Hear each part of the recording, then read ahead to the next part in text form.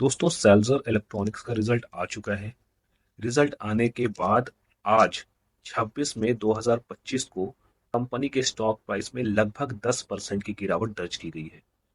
अब ये जो गिरावट है ये शॉर्ट टर्म पीरियड के लिए है या लॉन्ग टर्म पीरियड के लिए, ये इस वीडियो में हम जानेंगे। साथ ही ये भी देखेंगे कि क्या कंपनी का रिजल्ट सच में इतना बुरा है कि इतनी ज़्यादा गिरावट हुई है, और कंपनी का लॉन्ग टर्म पर्सपेक्टिव क्या है, कंपनी को लॉन्ग टर्म में होल्ड किया जा सकता है या नहीं। ये सारी ही चीज़ें हम आज की वीडियो में डिस्कस करेंगे। तो सबसे पहले बात करते हैं कंपनी के क्वार्टर रिजल्ट की। तो मार्च 2025 में कंपनी ने 376 करोड़ की सेल की थी। मार्च 2024 में 327 करोड़ की सेल की थी। यानी कि लगभग 15% की जम है वाई ओ वाई बेसिस पर। अगर क्वार्टर की बेसिस पे बात करें तो दिसंबर 2024 में कंपनी ने 341 करोड़ की सेल की थी, जिसके कंपैरिजन में 376 करोड़ मार्च 2025 में सेल की है।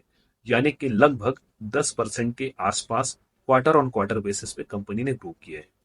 अगर मैं प्रॉफिट की बात करूं तो वाई ओ वाई बेसिस पर अगर आप मार्च 2024 में देखेंगे तो कंपनी ने 13 करोड़ का प्रॉफिट पोस्ट किया था, जबकि इस क्वार्टर में कंपनी ने 11 करोड़ का प्रॉफिट पोस्ट किया है। यानी कि भले सेल्स में जंप दिखाई दे रही हो वाई ओ वाई बेसिस पर, but Y O Y basis पर भी नेट प्रॉफिट में गिरावट दर्ज की गई है। लगभग 15% की गिरावट आप देख सकते हो। उसके बाद अगर मैं क्वार्टर ऑन क्वार्टर बेसिस पे बात करूं तो 15 करोड़ से प्रॉफिट घट के 11 करोड़ हो गया है। यानी कि लगभग 26 करोड़ की गिरावट कंपनी के प्रॉफिट में दर्ज की गई है क्वार्टर ऑन क्वार्टर बेसिस पर। साथ ही अगर आप देखोगे ऑपरेटिंग प्रॉफिट मार्जिन, तो ये भी स्क्वीज हो गया है। पहले 10% था, 11% हुआ, उसके बाद ये 8% हो गया। तो कंपनी को ऑपरेटिंग प्रॉफिट पे भी प्रेशर मिल रहा है, कंपनी का ऑपरेटिंग प्रॉफिट मार्जिन कम हो रहा है। वैसे सेल्जर इलेक्ट्रॉनिक्स के बिजनेस की बात करें तो कंपनी इंडस्ट्रियल स्विच गियर और अदर इलेक्ट्रिकल सॉल्यूशन प्रोवाइड करती है। इनका जो मेन रेवेन्यू जनरेट होता है वो इंडस्ट्रियल स्विच गियर से होता है, लगभग 57.6% का।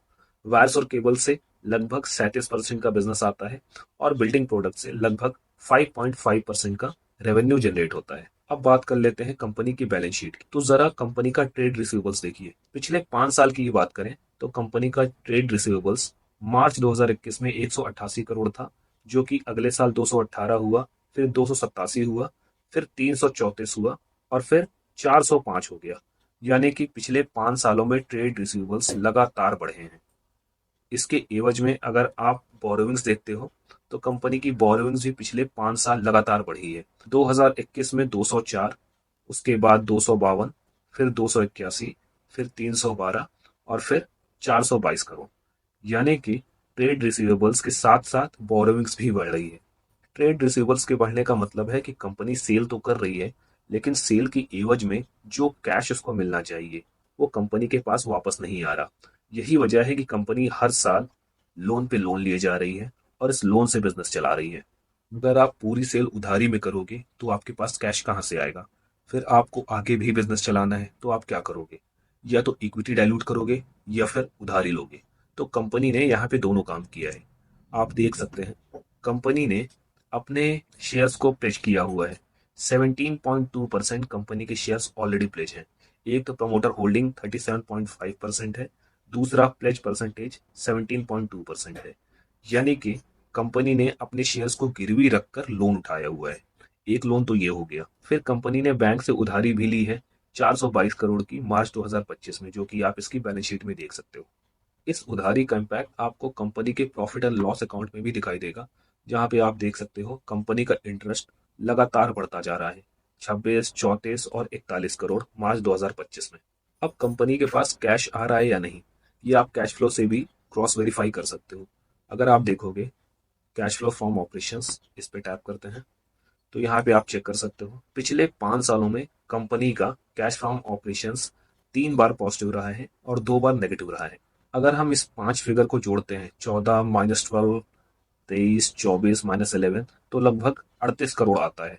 यानी कि cash flow from operation activity से पिछले 5 साल में कंपनी के पास 38 करोड़ का कैश फ्लो आया है। जबकि अगर मैं प्रॉफिट एंड लॉस देखता हूँ पिछले 5 साल का, तो आप चेक कर सकते हो 21 प्लस 24 प्लस 40 प्लस 47 और प्लस 52, यानी कि लगभग 184 करोड़ का नेट प्रॉफिट। तो 184 करोड़ का नेट प्रॉफिट को कंपेयर करो आप 38 करोड़ के कैश फ्लो से, यानी कि सीएफओ अपॉन पैट लगभग 0.25 से भी कम हो गया। कंपनी का सीएफओ अपॉन पैट एक या उसके आसपास होना चाहिए। अगर ये ज्यादा कम है तो ये एक रेड फ्लैग है। सेल्जल इलेक्ट्रॉनिक्स में ये रेड फ्लैग आपको साफ साफ दिखाई देता है।